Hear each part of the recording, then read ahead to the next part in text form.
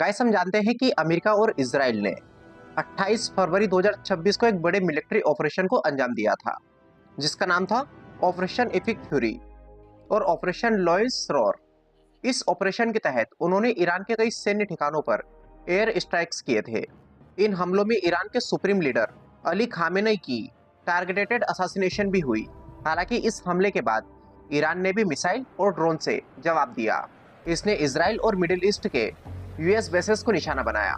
तो अब जब ईरान के सुप्रीम लीडर इस दुनिया में नहीं है, तो फिर ईरान का जो नेतृत्व है वो कौन कर रहा है? और फिर यहीं पर एक नाम आता है, मोज्तबा खामेनेई, जो कि अली खामेनेई के बेटे हैं। लेकिन क्या सच में ईरान में इनको सुप्रीम लीडर के तौर पर नियुक्त कर दिया गया है? और अगर ऐसा है तो क्या फिर ईरान की सत्ता एक परिवार से बाहर नहीं निकल रही है? क्या वो सिर्फ बीवी और बेटे के रास्ते पर ही चल रही है?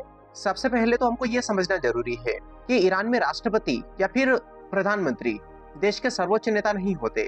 यहाँ का जो सबसे शक्तिशाली पद होता है वो होता है सुप्रीम लीडर का। इस पद पर देश का नेतृत्व होता है। सेना की सबसे बड़ी ताकत ये पद ही चलाता है। विदेश नीति, सुरक्षा, मीडिया, धर्म, इंटरनल पॉलिटिक्स सब उसी के निर्णय से चलते हैं। और यहाँ के संविधान के अनुसार ये पद ताउम्र होता है। जो एक बार सुप्रीम लीडर बन जाता है वो जिंदगी भर देश का नेतृत्व करता है। और अगर हम बात करें अली खamenei की, तो गाइस इन्होंने लगभग 36 से लेकर 37 साल तक देश का नेतृत्व किया। अली खamenei ने 1989 में ये पद संभाला था। उसके बाद ये लगभग 36 या 37 वर्षों तक ईरान के सबसे ताकतवर शख्स रहे। लेकिन हाल ही में वे मारे गए। और इसीलिए अब पूरी दुनिया सिर्फ एक ही सवाल पूछ रही है कि अगला नेता कौन होगा। गाइस, ईरान का संविधान कहता है कि सुप्रीम लीडर को चुनने का काम एक धार्मिक समूह का है, जिसको कहा जाता है असेंबली ऑफ एक्सपर्ट्स। ये लगभग 88 मेंबर्स की एक समिति होती है जिनको जनता चुनती है। इसमें ईरान के सर्वोच्च धार्मिक नेता शामिल होते हैं। ये मिलकर सुप्रीम लीडर का चुनाव करते हैं। लेकिन इस बार यहाँ के हालात सामान्य नहीं है, क्योंकि देश युद्ध और हमले के बीच में है।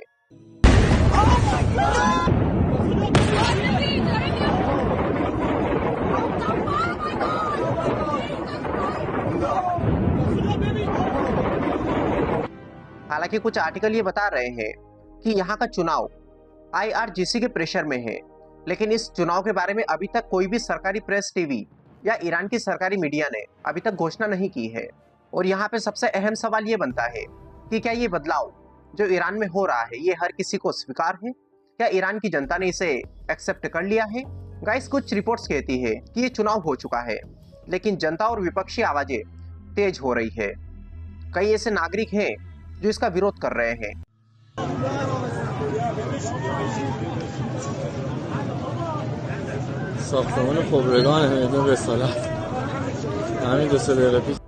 मतलब कि सब इससे खुश नहीं है। और आपको मैं बता दूं कि 1925 से पहले ईरान में शाही राज हुआ करता था। यहाँ के राजा ईरान का नेतृत्व करते थे। लेकिन 1979 में इस्लामिक रिवॉल्यूशन हुआ। उसके बाद से ये राजतंत्र खत्म हो गया। अब एक धार्मिक राजनीतिक गठबंधन है। और यहाँ का संविधान कहता है कि नेता को असेंबली चुनेगी। केवल एक घराने का आदमी सुप्रीम लीडर नहीं बन सकता। लेकिन इस बार की खबरें ये बता रही है कि अली खamenei के बेटे मोज्तबा खामेनेई सत्ता में पहुंच रहे हैं। वो सुप्रीम लीडर की दौड़ में सबसे आगे है या उनको चुना जा चुका है। और अगर ये सच है, अगर ये रिपोर्ट सही है, तो ये सबसे बड़ा बदलाव है। क्योंकि अब ये परंपरा से हटकर एक परिवार केंद्रित स्थानांतरण जैसा दिख सकता है। रिपोर्ट्स बताती है कि इस बार RIGC ने चुनाव में काफी प्रभाव डाला। गाइस देखिए, RIGC ईरान की सबसे शक्तिशाली सुरक्षा सैन्य संस्था है। और ये देश की राजनीति में पहले से ही बहुत बड़ा रोल रखती है। और ऐसा बताया जा रहा है कि मोज्तबा का चुनाव इस संस्था के दबाव में हुआ है। हालांकि अभी तक कोई आधिकारिक पुष्टि नहीं हुई है। ईरान और अमेरिका की ये लड़ाई अब केवल दो देशों की भी नहीं रही है। ईरान ने मिसाइल और ड्रोन से हमले केवल इजराइल पर नहीं किए, बल्कि यूएस बेसेस, सऊदी अरब, कुवैत, बहरीन, इन सब पर भी अटैक किए। ये लड़ाई धीरे धीरे फैल रही है।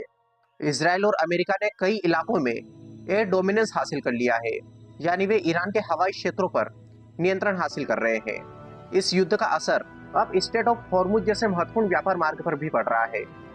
इस युद्ध ने तेल और प्राकृतिक गैस के वाहनों को प्रभावित किया है। युद्ध से कई लोग अब तक मारे जा चुके हैं। ईरान में हजारों लोगों की मौत की रिपोर्ट आ रही है, जिसमें सैनिकों के साथ साथ सिविलियंस भी शामिल हैं। इजराइल में भी मिसाइलों के हमलों से काफी लोगों की मौत हुई। और तीसरी तरफ अमेरिका, तो गाइस अमेरिका ने भी कुछ सैनिकों की मौत की पुष्टि की है। इसके अलावा अरब देशों में भी नागरिक हताहत हुए हैं। ये युद्ध अब सिर्फ इन 3 देशों तक सीमित नहीं रहा। दुबई, अबू धाबी, कुवैत, ऐसे ही कई स्थानों पर एयरपोर्ट पर उड़ानें रद्द हुई है। तेल की सप्लाई और व्यापार मार्ग स्ट्रेट ऑफ हॉर्मुज पर भी भारी असर पड़ा है। अमेरिका और इजराइल का कहना है कि यह हमला ईरान के परमाणु और मिसाइल प्रोग्राम को रोकने के लिए जरूरी था। इजराइल का मानना है कि युद्ध खत्म हो सकता है। प्रधानमंत्री बेंजामिन नेतन्याहू ने हाल ही में कहा है कि यह सालों तक नहीं चलेगा, इसके जल्द खत्म होने की उम्मीद है। कुछ देशों ने इस लड़ाई की निंदा भी की है और इसे वैश्विक अस्थिरता का कारण बताया है। दुनिया के कई विकासशील देशों ने अमेरिका इजराइल कार्यवाही को अवैध और युद्धात्मक बताया है। कई इसका विरोध कर रहे हैं। फिर इसके बारे में आप क्या सोचते हैं? अपने विचार कमेंट बॉक्स में बताइए। वीडियो पसंद आए तो लाइक करिए, चैनल पर नए हो चैनल को सब्सक्राइब कर लीजिए। Wish all the very best. Thank you so much.